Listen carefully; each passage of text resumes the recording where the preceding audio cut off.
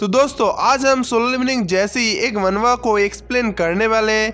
और आप लोग चैनल पे नए आए हो तो चैनल को सब्सक्राइब करके बेल नोटिफिकेशन को ऑल पे प्रेस कर देना ताकि ऐसी ही मजेदार वीडियो बनाने का मोटिवेशन हमें मिलता रहे। तो ज्यादा बातचीत ना बारते हुए आज की वीडियो को शुरू करते हैं।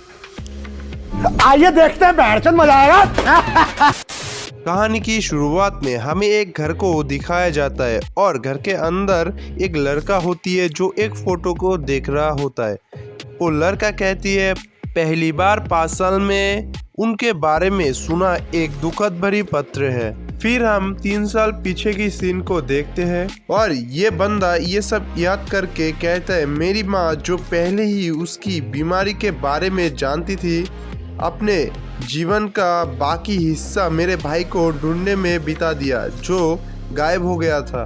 तो हमें पता चलता है कि ये जो फोटो में है ये शायद इसका भाई हो सकता है या फिर भाई है। और हमें फिर से पीछे के सीन को दिखाया जाता है और कहता है वो काफी कुछ समय से बीमार थी, अब उसे एक बेहतर जगह पर भेज दिया गया है। और हमें पता चलता है कि ये उसका माँ है और ये गुजर चुकी है, मतलब मर गई है। सीन शिफ्ट होती है प्रेजेंट में और ये बंदा बहुत ज्यादा गुस्से में है और गुस्सा होकर कहता है मैं अपने छोटे भाई को ढूंढने की कोशिश छोड़ रहा हूँ और ये देश कोरिया भी छोड़ रहा हूँ क्योंकि मैंने अफ्रीका जाने के लिए स्वेच्छा दी थी। तभी सीन शिफ्ट होता है एक आर्मी ऑफिसर के ऊपर जो कहता है मैं पक्का हूँ कि मेरे पास कोरिया वापस आने का कोई भी रीजन नहीं होगा। फिर से सीन शिफ्ट होता है उसके घर पर और उसके घर पे कोई एक बंदा आ चुका है और वो कहता है जिस पल तुम्हारे भाई को खोजा गया ये उसके लेख थे जिनसे वो जुड़ा हुआ था। तभी वो बंदा कहता है क्या वो एक मूवी की शूटिंग कर रहा था। और जब वो उस फोटो को ड्रॉयर से निकालता है और फिर नीचे देखता है कि उसके साथ ही एक पॉकेट घड़ी भी है। फिर इसको इस घड़ी की याद आती है और वो कहता है ये वो ऊपर था जो मैंने उसे उसके कॉलेज एंट्रेंस एग्जाम के लिए अच्छे गुड लक की कामना करते हुए दिया था। अब जो मैं उसके बारे में सोचता हूँ मुझे वैसे एक घड़ी की ज़रूरत थी। और उसके भाई को शुक्रिया अदा करते हुए कहते हैं थैंक्स हाइलिंग। और हमें पता चलता है कि उसका भाई का नाम हाइलिंग है और उस घर में जो बंदा आया था ये उसका दोस्त है। और उसका दोस्त कहता है कि दिल से बताओ तुम्हें मेरे सोच के बारे में क्या लगता है। ब्लिट ये क्या है? यहाँ लिखा हुआ इंस्क्रिप्शंस JW मेरा नाम है, ब्लिट CAH इसका मतलब क्या है? और फिर हमें पता चलता है जिस बंदे के घर में वो आया है उसका नाम है ब्लिट। तो हमारा मेन कैरेक्टर का नाम है चा युनु और ब्लिट ने चा का नाम गलत ले लिया है इसलिए इन दोनों में थोड़ा सा बहस हो जाता है। और फिर ब्लिट कहता है तुम क्या कहना चाहते हो, क्या वो तुम्हारा लास्ट नेम है चा? चा कहता है चा कैसे, इसे CAH में कैसे बनाया जा सकता है, ये तो चा ही है। और इन दोनों में कुछ ऐसा चल रहा है। 19-20 का फर्क है, 19-20 का फर्क है, 19-20 का फर्क है। ये बड़ी अच्छी बात कही आप। उसके बाद चा कहता है मुझे जाना है शिकायत करने आजुशी से, उसे ये तुरंत ठीक करना होगा। ब्लिट कहता है चलो किस लिए, भूल जाओ ना, मैं बस इसे साथ ले जाऊंगा। चा कहता है अगर कभी मुझे अपना नाम लिखना पड़े तो मैं बस चा लिख सकता हूँ। ये बात कहकर घड़ी की तरफ देखने लगता है और ध्यान से घड़ी को देखकर कहता है क्या ये टूटा हुआ नहीं था? और कहता है मेरा भाई के लिए जो एक दिन इस जर्नल को संभालेगा। और तभी चा को बहुत ही ज्यादा झटका लगने लगता है। उसके बाद चा अचानक ही कहता है जब तुम ये संभल रहे होगे तब मैं शायद इस दुनिया का हिस्सा नहीं रहूंगा।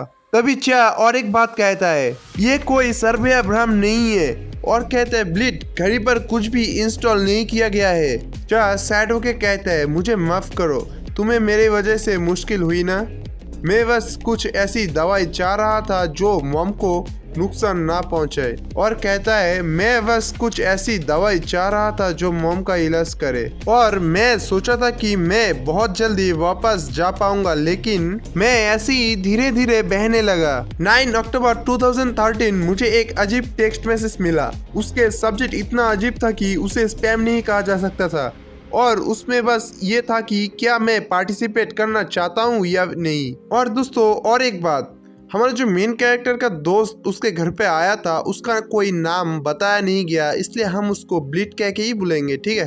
देखा आपने लापरवाही का नतीजा है।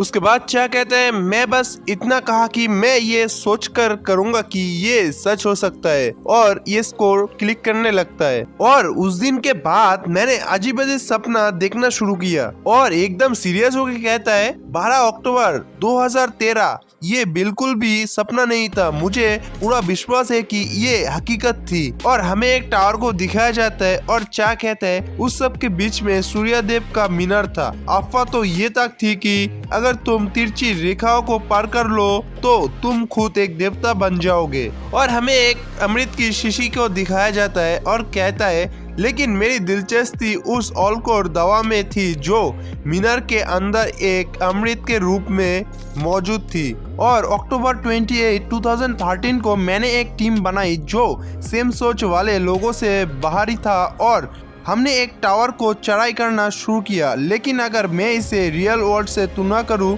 तो ये जगह मिस करना नहीं चाहिए। उसके बाद 220 और ऑपोजिंग क्लैन के साथ हमारी पूरी टीम खत्म हो गई थी। और रिपीट करते हुए क्या कहता है, मार्च 4, 2016 को मुझे किसी से प्यार हो गया था। और ये भी कहता है 19/16 को एक और युद्ध का आउटब्रेक हो गया था। और ये सब अपने दोस्त को बता रही होती है कि जून 6, 2017 को एक गद्दार ने देश बदल लिया, क्लैन में असमानता हो गई थी और सभी एक दूसरे पर शक करने लगे थे। फिर उसके बाद जुलाई 1, 2017 को मेरा शरीर भरने लगा और मैं एक नशीली वस्तु का शिकार हो गया था।